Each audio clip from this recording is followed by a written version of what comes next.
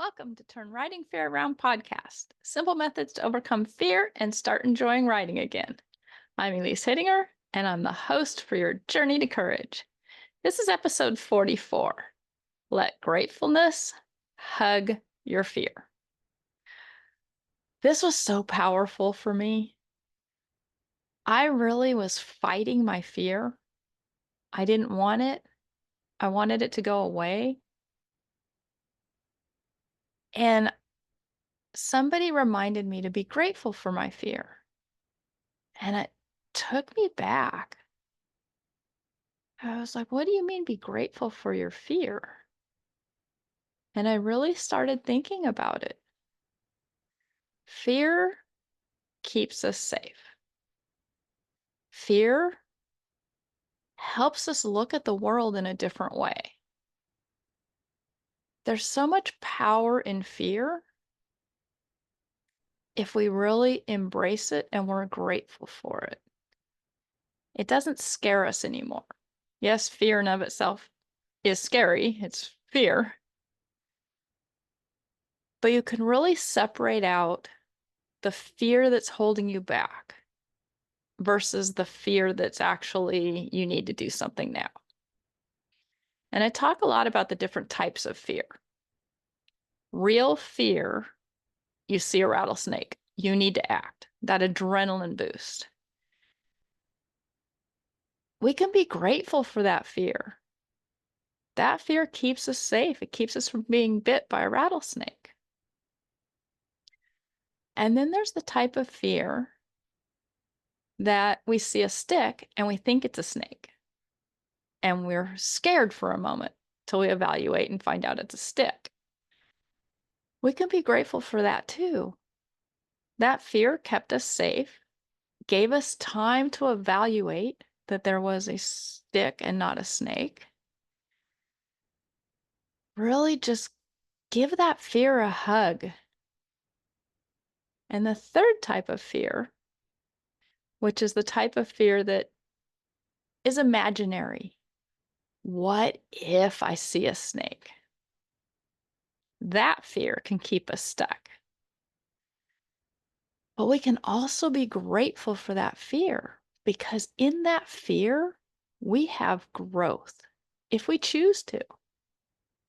We can stay stuck in all the things that happened to us in the past that keep us from doing stuff in our future.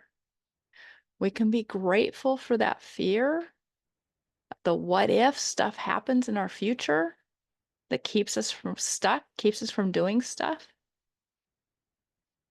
We can be grateful for that fear because that fear leads us to change. If we want to do something different, if we don't want to let fear hold us back, we can say thank you to that fear. Be grateful for that fear and let it springboard us into courage. We have all the abilities within us to find our courage, expand our courage, grow in our courage by just taking little steps towards courage every day. Just little steps, sometimes big steps.